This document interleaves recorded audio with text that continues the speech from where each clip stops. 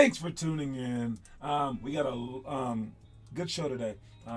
Especially if you're watching. I mean, heck, they're all great shows. If you're a basketball player, right? Hopefully you are, and hopefully you want to get down to get better and better and better. If your dreams are making the NBA, great. If your dreams are making D1, great. If your dreams are making your varsity team, awesome. But if your dreams are becoming the best player that you could be, that's what we do. It's a distinct difference because not everyone was born with so many things. Not everyone was born this way or that way. All right, we have to keep in mind on what we have and then try to achieve those things. So whether you are below NBA guy, below a D1 guy, even below varsity guy, or whether you're above those things, you owe it to yourself to become the best that you personally can become. So that's what we do, and that's what we strive to become. All right. To begin with, let's talk about Houston. All right. We no longer have a problem, Houston. All right. We are all set for that trip, and I just need to get the Airbnb, and I need to get the rental car, and then we're all good. All right. We have the numbers. We might have up to 9 kids coming. That's what I said, man. Every trip. We were like, do we only have 1 kid going? Maybe 2? Oh my God. When it comes to like traveling to play basketball, everyone wants to do that. All right. But when it comes to like working to become good to travel at basketball, that is what very few people want to do. But that's a good thing. It's bad in terms of like business. It's bad in terms of us getting enough players for a weekly basis. But it's good because if you are planning to work your hardest, no one else will. I mean, they just won't do it. I remember this girl, Kim Hope. She joined our program. She like loved it, and she was like, you know what? No offense, coach, but I don't tell any of my friends about this program because I don't want them joining because I am getting better than they are. And I was like, oh, okay. It doesn't matter. I was like, it's whatever. But now that I think about it, she was wrong. There's no way her friends would have worked just as hard as she would. I mean, you can tell everyone on earth Michael Jordan's work plan, work routine. It's not like KFC's secret recipe.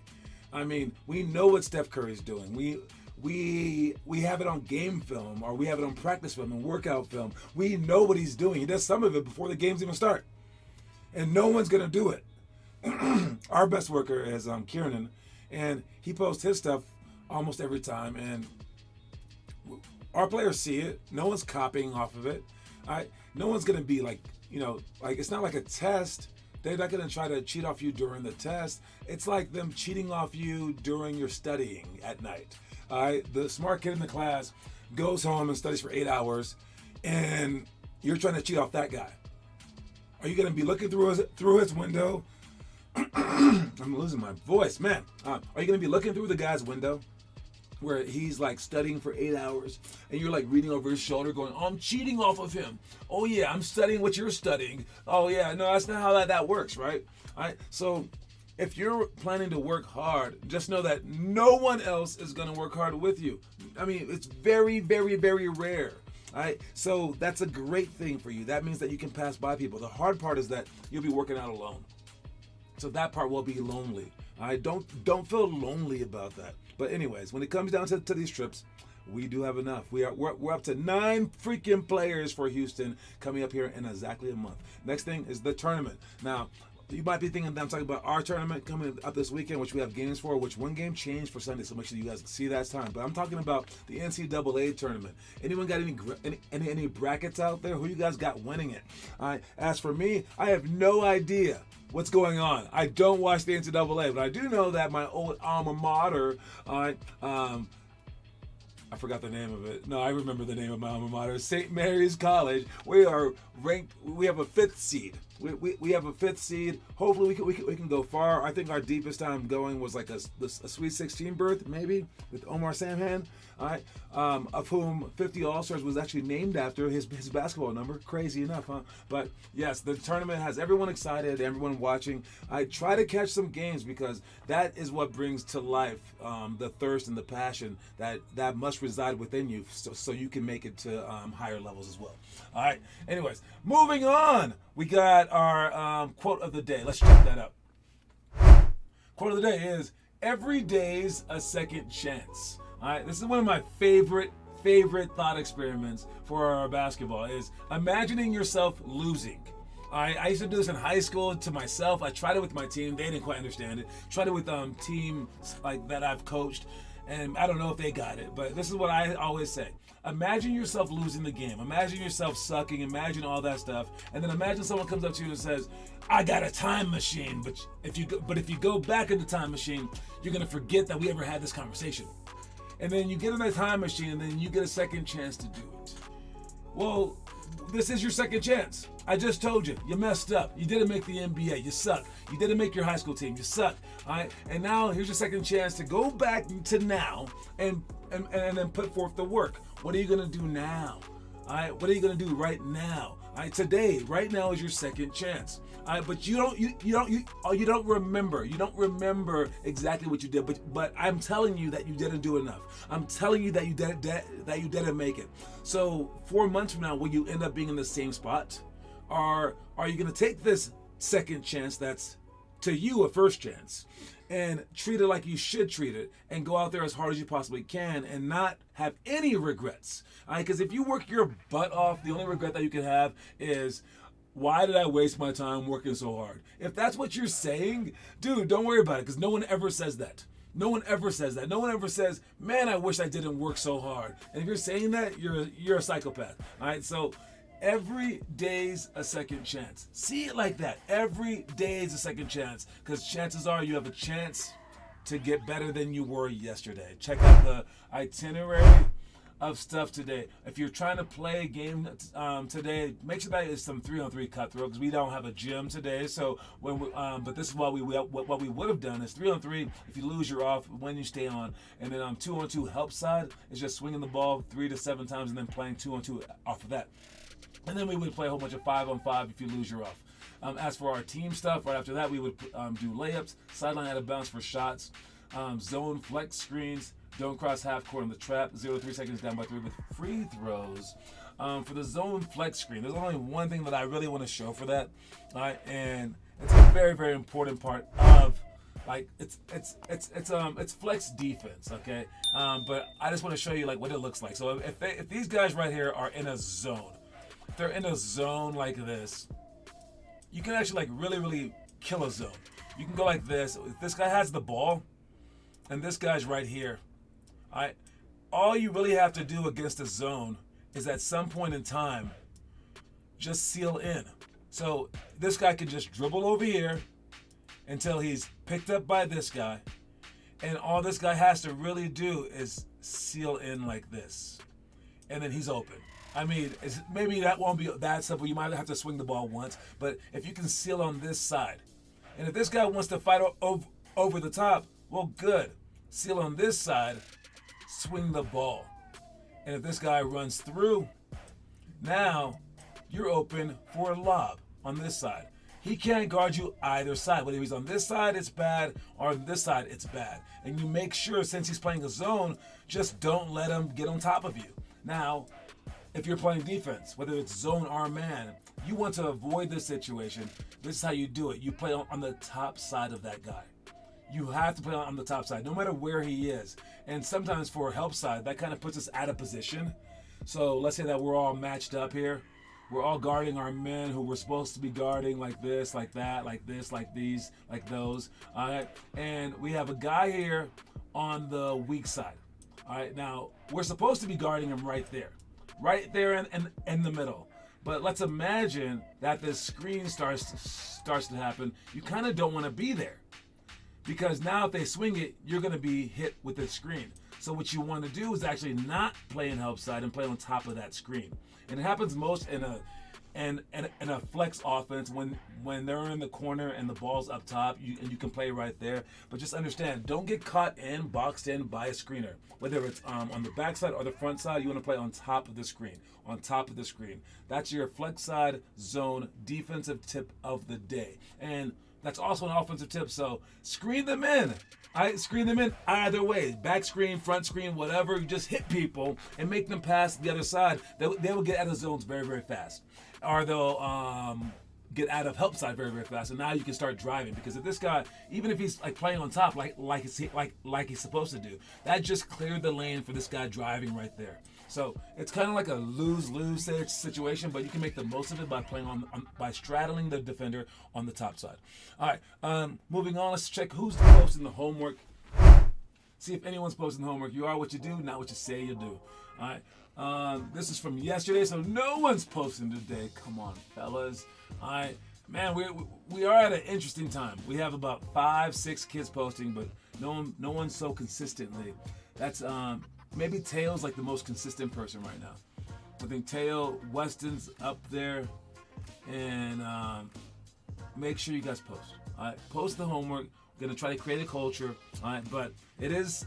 I think it's stepping up. We have our 3 main guys not posting as often, but now 3 more guys have kind of stepped into the mix. Those 2 offshoot guys like Declan and Joey, they post every now and then still. So we're up to like about 8 kids that kind of post. All right, let's push it now that we have this. If you guys were all posting your tails off, it would look amazing. So let's get to that point. Let's do that thing, okay? All right, let's check the story of the day. Watch it. Shooting with low arc lowers the probability of a made shot, while shooting with much arc strengthens the opportunity. Neither is guaranteed, however. In life, we're faced with this choice every minute of every day. Doing drugs, sitting in the back of the class, and eating junk food won't guarantee you an unsuccessful life. But why take the chance?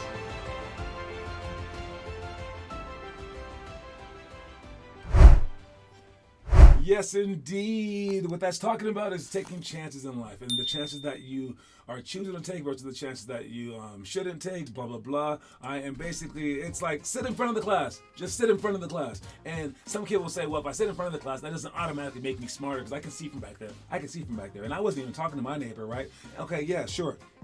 You're just as weird as the people that don't understand like how vaccines work.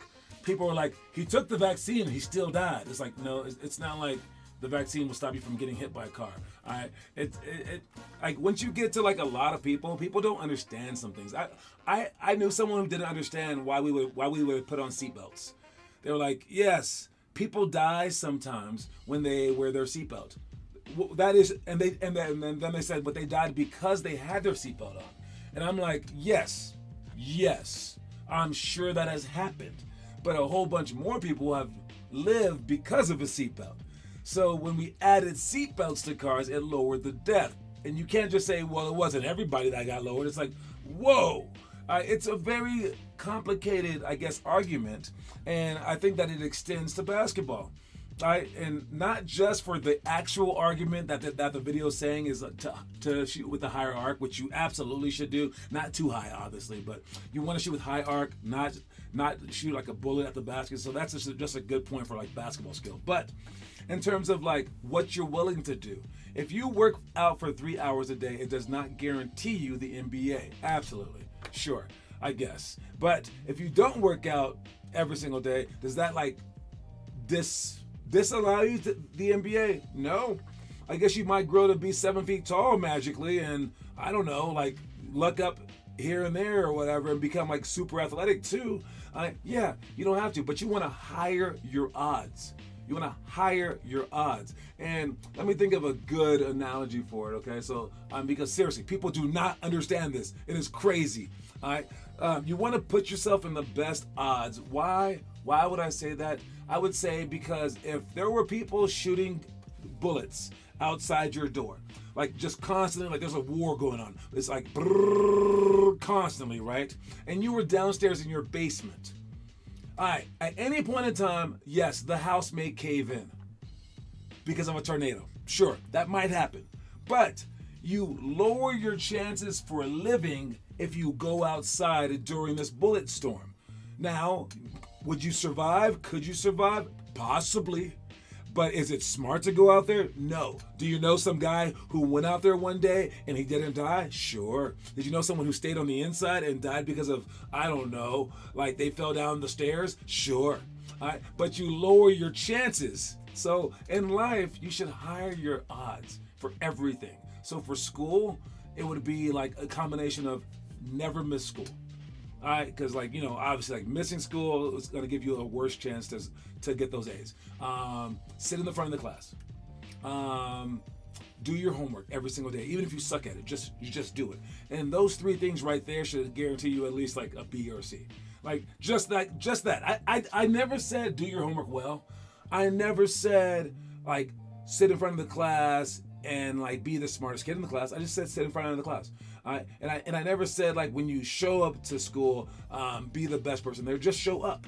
All right. So for basketball, it's the same thing. For sports, it's the same thing. All right. If you shoot your 500 shots, that's one thing. If you come to practice, that's another thing. If you do this book, that's another thing. If you keep adding up those things, eventually it's gonna be hard not to make your full potential. Now, what that full potential is, I can't tell you. But wouldn't you like to find out? All right. So yes, shoot the ball with arc, but also live with arc. All right. Let's check this. The quote. No, not the quote. The trivia question today. It's one that we did last week. No one's on the show. I think we might have one person on the show right now. If you know the trivia question, answer it. I'll ask it again next week and next week and next week until we get it. This one should be easy. Just check Google. But here we go. Trivia question today is: Leandro Barbosa is 6'3", but what's his wingspan? Does anyone know Leandro Barbosa's wingspan? I don't think anyone answered it last week. If I'm wrong, you can answer it again. Whoever wins gets the most trivia questions by the end of the month. They win $50 coins. You can use it for our merch or at our snack shack. We have Austin with 3, but Aaron and Ryan above him with 4. We have Charles with 1, Taz with 1, Taylor Trujillo with 1 as well. I think Charles' name is actually Charles. Is it Fitz? I'm not sure. There's a lot of Charleses in this world, so I'm pretty sure. Yeah, we really have one Charles right now. But yes, if you know the answer, put it in the comment section between now and the end of the show, and then you might get some points. Good luck with that. What is Leandro Barbosa? What is his wingspan? Is it 6'3" guard? Obviously, it's either shorter or higher because wingspan's supposed to be 6'3". So yeah, that's a hint. Anyways, whoever knows it, answer it. Next thing. What do we have? I think we have a did you know? We have a did you know? Did you know that this Wilt Chamberlain game has some interesting factoids to it, okay? Not just the fact that he scored 100, but toward the end of that game, there was like a skirmish. There was a skirmish for the ball. They were like looking for the basketball that actually scored 100 points. And this little 14-year-old kid jacked it. All right, this little 14-year-old kid jacked the ball and just ran away. All right, and years later, this guy who's claiming that he's the kid, all right, his name is, where's his name? His name is Kerry Ryman. Kerry Ryman. All right. Kerry Ryman was a 14-year-old when he attended the game and reportedly claims to have grabbed the ball from Chamberlain in the closing seconds and ran out of the arena. Years later, in 2000, the ball was auctioned for more than $550,000, but its authenticity was in question and sales suspended. So we don't even know if that was like real. So I heard a whole interview that said like there was like a player on Philadelphia. He said, I was at the game, I didn't see that happen. I saw this guy take the ball, but this guy's like, I took the ball. Why would I lie about it? I'm like, well, first of all, it's probably a crime, but how weird is it that they're searching for this basketball and it's worth so much money and there's homeless people in the street and people still don't understand why NFTs are worth something. It's just a basketball, but is it a special basketball? Would you want this ball? Would you have stolen the ball? I mean, what do you think about this guy? Is there a picture of him? I don't think that there's any picture of this guy. I think I've seen a picture of him. But yeah, he's nothing special. But yes, the basketball, it got stolen by some random kid. Don't do that, guys. Don't do that. All right. Moving on, we got our, I believe it's, what is this? Highlight. A highlight. Let's check out the highlight. See what we got.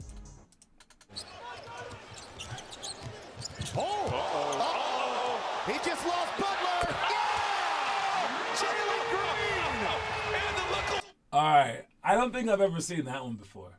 All right. He crossed him up pretty badly. He fell. And then he also did a look away with two people jumping at him. I think that's pretty legit. I mean, the ball, because you already crossed him up. Take your victory, right? Just make the shot. He doubled down on it by looking away. I mean, that's pretty dope. And I'm not saying that you should just like show off all the time, but if you do it well, it's pretty cool. And I got to give it to Jalen on this one. Jalen Green, he didn't push him over. I think it was a clean cross. Other people, and his clean turnaround, he knew that thing was going in. That's an extra super duper highlight. Because 1, he crossed him up. 2, the guy fell. 3, he stares the guy down. 4, he shoots it, turns around. 5, he actually makes the shot too. Then sticking out his tongue. I think it would be a little bit better if he like had a cold-blooded look to it though. If he wasn't smiling afterwards, that would have been even better. Even better if he like Kawhi Leonard it maybe and was like, shoot, that's just who I am. But nah, it's a pretty dope highlight. I would hate to be on the opposite end of that thing. But yeah, crossed him, stared him, hit it, turned around. Oh, he peeked though. He did peek to see if it went in. He did peek. You lose a few credit points if you peek afterwards. If you peek, you gotta keep the look around. You can't peek back. But yes, it's a very, very cool play. Very, very good, Jalen. Good job, Jalen. You embarrassed someone. Oh, last angle right here. Oh, Timber! Stared him down. Got him. Faced him. Hit it. Turn around. Hit them all. Stick the tongue out. Let's end it. Nice. All right. Moving on. So, Bam Adebayo was playing against, he's playing for the Miami Heat, and they're playing against the Detroit Pistons. The Detroit Pistons have had a bad go at it. But watch what happens this game. He's not calling a timeout for the Pistons. Shot clock is off. Cunningham Pistons with the ball. Win it for Detroit with a 3. 7 seconds left. Tie game at 101. 4 seconds. 3. Get it off. Bam for 3. Yes! Bam wins the game with a 3. Now, I bring that up because the Detroit Pistons are struggling, man. They are struggling. All right? And the funny part is they've lost so many close games. They were on the course for being like the worst team in NBA history, right? Now they're not probably going to get that. All right? But among all the bad teams, they're one of the best. They're not that bad. If you actually take all their close losses and you just add 2 points to their score, 3 points maybe, all right, they might be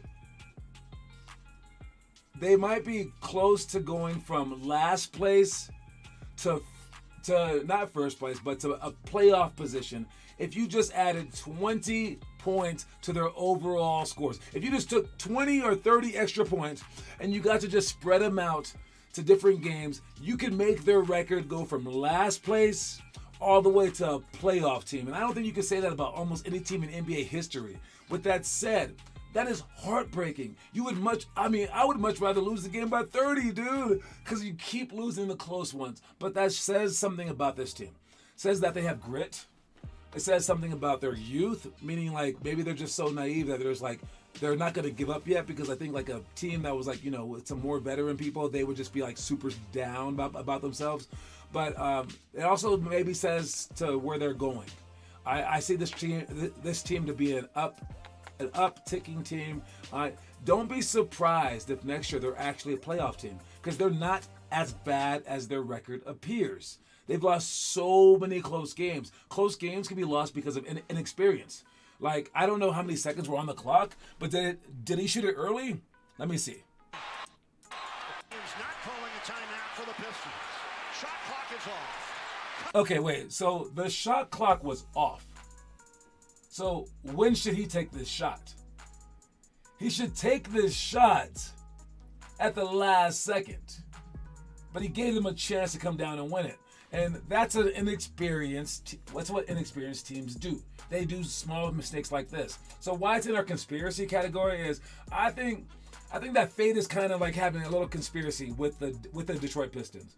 I don't think that they're really a bad team. I think that they're just a victim of circumstance, and the circumstance is that they're young and inexperienced. They're not bad. And next year, I think they're going to go wild, and everyone's going to be like, "Wait a minute, were they like why were they so bad last year? Is it this piece? Is it this piece that they added?" No, they were already good enough to stay in all these games, but they just did stupid stuff like this. Cunningham will look to win it for Detroit. He shot it with 10 seconds left. The shot clock was off. Tie game at 101. All right, 4 so seconds. 3. Get it off. Bam for 3. Yes! and that's what happens. Wins the game with All a right, three. and that's how they can go from being a playoff team to the last place team just because of plays like that. All right, so if you're out there, you're thinking that the whole world's against you, just like what we talked about shooting with the ball with arc and living life without doing drugs, without eating junk food and stuff like that. They could have still lost this game by trying to take the last shot. All right, but you higher your odds by doing the right things. And with this team, those little bitty things, they could have added up to take them from being the worst team in the league to being one of the best. Just these little things over the course of time would have added up. So make sure that you're doing those small things, because you never know how high it's going to add up. All right. Anyways, that's my conspiracy theory. And I'm going to say next year, the Detroit Pistons will be a playoff team. Don't forget that I said that. Don't you forget it. All right. Last thing to talk about.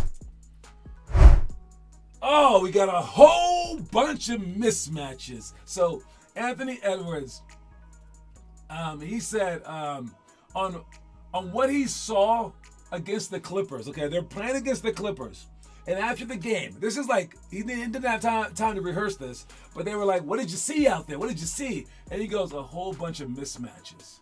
All right, now while that is a badass line, all right, that is actually what you should see. Especially if you're like a point guard, you should just see the mismatches. There has to be some kind of mismatch unless your team is just like terribly behind. All right, and if you happen to be as great as him, yeah, you can see everyone as being a mismatch. But he said that was because Kawhi Leonard left the game. All right, it wasn't like dogging him. He said, "Oh, once Kawhi left, I saw a whole bunch of mismatches." So it's a dog, but it's not like total dog. And when I was in college, I mean, and also high school, and somewhat in the pros, I saw everything as like a mismatch because I'm so tall. Tall people couldn't guard me on the outside, and small people couldn't guard me on the inside. Instead of trying to take a small guard, like trying to cross him up, I would just pass the ball and back him down. Find the mismatches, and I'll take a big guy and bring him outside. Find the mismatches. Find where you can fit in. Find where your team can fit in. If you have no mismatches, someone on your team probably does. Maybe you can backscreen them. Maybe the mismatch is the fact that they have one lazy player on defense, and you want to pick on that lazy player by like double picking them, making them do some smart things and stuff like that. All right, try to be like him and seeing a whole bunch of mismatches. All right, that is exactly what you should be looking for. And again, it's a badass line. It's hilarious that he said it, and I'm sure like it's insulting to the Clippers, but it's absolutely what you should see the entire game is a whole bunch of mismatches. Okay. Anyways, this guy's killing it lately, killing it, right? All right. Our quote of the day, you guys, is every day's a second chance. Make sure you guys take that chance. All right. Make sure you guys see that this is your second chance. This is your third chance. Whatever you need to see it as, and go for it right now. All right, go for it right now. Don't regret it. Don't regret it, because you won't get another chance after this one. This one is just done after this. All right, that's my time. I'll talk to y'all later, man. Peace out.